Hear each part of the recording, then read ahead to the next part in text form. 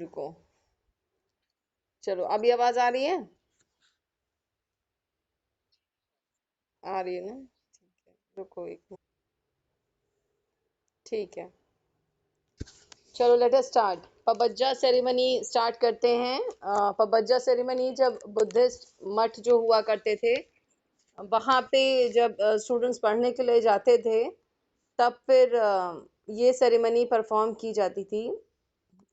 Students को admit करने के लिए, मठों में, मोनास्ट्रीज में एडमिट करने के लिए क्या करना होता था स्टूडेंट्स को, कि जो एंटर होते थे वो 8 इयर्स की मिनिमम एज थी पबज्जा सेरेमनी परफॉर्म होने के लिए।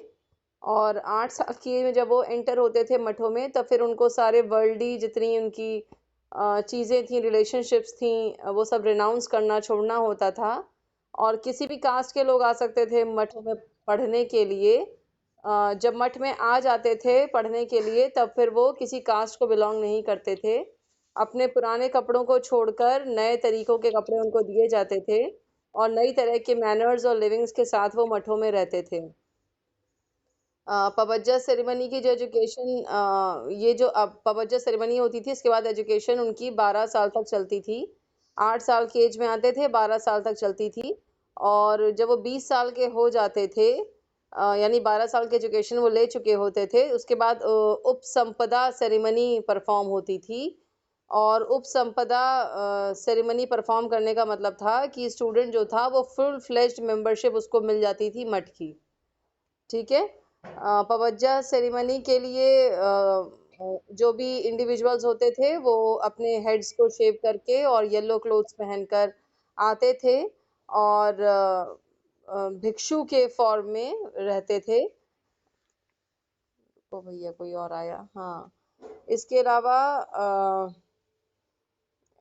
जब ये सामने आते थे, तब फिर प्रेयर होती थी, और जो हेड भिक्षु होता था वो कुछ उनको एडवाइसेस देता था कि किस तरह से उनको रहना है, क्या क्या करना है, क्या क्या छोड़ना है, किस तरह का जीवन जीना है। इस तरह की चीज़ें पबज्जा सेरेमनी में होती थी। ये आपके एग्जाम में भी ये सब चीज़ें पूछी जाती हैं बेटा, ठीक है, कि पबज्जा सेरेमनी कब होती थी और क्या होता था, तो ये सब ठीक से पढ़ना है। दूसरा है उपसंपदा सेरेमनी। पवज्जा सेरेमनी के बाद क्या होता था कि जो बुद्धिस्ट मॉन्क थे वो जो बन जाते थे, वो उपसंपदा सेरेमनी होती थी जब वो पढ़ाई कर लेते थे। पवज्जा से डिफरेंट होती थी ये उपसंपदा सेरेमनी। 12 साल एजुकेशन लेने के बाद at the age of 20 years Upasampada ceremony perform की जाती थी। और इसमें क्या होता था कि अ, अ, इसमें ये होता था कि जितने भी लोग ये सब जो एजुकेशन ले चुके होते थे पबज्जा सेरेमनी के बाद, जो मेजॉरिटी ऑफ मॉन्क्स होते थे, ये वोट करते थे इन फेवर ऑफ जिसके लिए उपसंपदा सेरेमनी हो रही होती थी। और जब वोटिंग हो जाती थी, तब फिर उसको उसके बाद उस मठ का, मोनेस्ट्री का फुल टाइम मेंबर मान लेते थे। और ये जब वो फुल टाइम मेंबर बन जाता था मठ का, जो भी श्रमण होता था, तो फिर वो उसके जितने फैमिली रिलेशनशिप्स थे वो सब खत्म हो जाते थे, एंड उसी दिन वर्ल्डली और फैमिली रिलेशनशिप्स का एंड माना जाता था। वैदिक एज में स्टूडेंट को 25 साल तक की एज तक में एजुकेशन दी जाती थी, उसके बाद उसको घर जाना होता था और अपनी नॉर्मल एक लाइफ, गृहस्थ की लाइफ जीता था।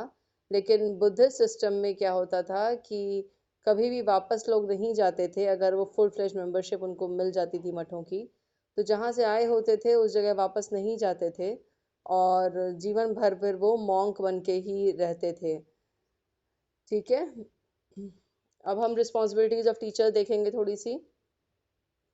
जो भी बुद्धिस्ट सिस्टम ऑफ एजुकेशन था, उसमें जो भी मठों में जो डिसिप्लिन और ऑर्डर हुआ करता था, उसमें टीचर और स्टूडेंट दोनों की जिम्मेदारी होती थी। और लेकिन टीचर पूरी तरह से रिस्पॉन्सिबल होता था शिक्षा के लिए, कपड़ों के लिए, खाने के लिए और रेसिडेंस के लिए। जो भी स्टूडेंट मॉन्क होते थे, उनकी ये सारी चीज़ों की जिम्मेदारी टीचर की होती थी। टीचर जो है वो जब भी कोई स्टूडेंट बीमार या कुछ होता था, तो भी टीचर की जिम्मेदारी होती थी उसकी टेक केयर करना, ध्यान रखना उसका। और बहुत अफेक्शनेट रिलेशन होता था टीचर स्टूडेंट का। पढ़ाई भी बहुत अच्छे से होती थी, लेक्चर्स से और क्वेश्चन आंसर मेथड्स के द्वारा पढ़ाई होती थी। तो ये मतलब टीचर की बहुत ज़्यादा रिस्पॉन्सिबिलिटी थी स्टूडेंट्स को लेके जब वो मठों में होते थे। दिनचर्या क्या होती थी, डेली रूटीन ऑफ स्टूडेंट्स क्या होता था, जैसे वैदिक एज में था वैसे ही बुद्धिस्ट पीरियड में भी था कि स्टूडेंट्स को से एक्सपेक्टेड था कि वो अपने टीचर को डिवोशन के साथ सर्व करेंगे, बहुत ही भक्तिपूर्ण भाव के साथ मतलब टीचर के साथ रहेंगे और सेवा करेंगे। होता क्या था कि जब सुबह उठते थे स्टूडेंट्स तो फिर वो डेली रूटीन में लग जाते थे टीचर के साथ, खाना बनाने में, कपड़े साफ करने में, बर्तन साफ करने में, ठीक है, जाके भिक्षा मांगना, ये सब चीज़ें शुरू हो जाती थी मॉर्निंग से ही। टीचर को फॉलो करते थे, ओबे करते थे, और किसी की बात नहीं, वो टीचर की बात उन्हें सुननी होती थी। और बहुत साफ सफाई रखते थे मठों में, तो सब स्टूडेंट्स ही रिस्पॉन्सिबल थे इसके लिए। और जब भी टीचर को लगता था तब वो उनको एजुकेशन दे देते थे। तो ये डेली रूटीन के साथ साथ एजुकेशन चलती थी। म्यूचुअल रिलेशनशिप टीचर और टॉट की बहुत अच्छी थी, कॉर्डियल थी, कल भी डिस्कस किया था इस बारे में हमने। और जब भी कोई स्टूडेंट डिसोबे करता था किसी टीचर को तो फिर वो मठ से बाहर ही कर दिया जाता था, एक्सपेल आउट हो जाता था। तो इसके लिए कोई मतलब जगह नहीं थी कि डिसोबे करे कोई स्टूडेंट टीचर को।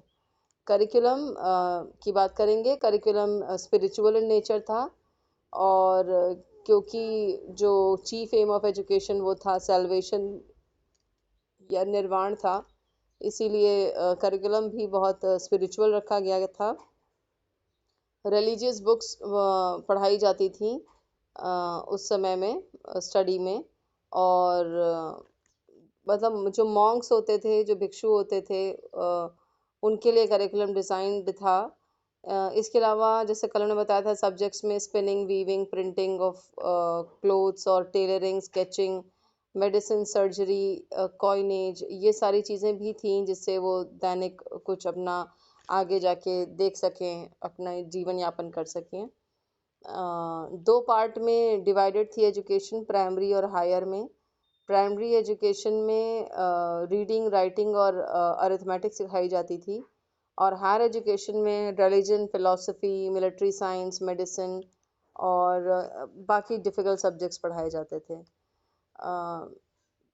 जो टीचर्स थे मठों में, ये अब स्टूडेंट्स को मिसकंडक्ट पे या किसी सीरियस डिसोबीडियंस पे निकाल देते थे कभी भी। और ये डेफिनेटली देखा जाता था कि एक्सपेल करने के पहले कि मतलब डिसोबे का लेवल और मिसकंडक्ट का लेवल वो होना चाहिए, ये सब चेक कर लिया जाता था, जिससे कि मतलब मोनेस्ट्री की जो पवित्रता है वो भंग ना हो। तो ये सब चेक करके उनको निकाल दिया जाता था।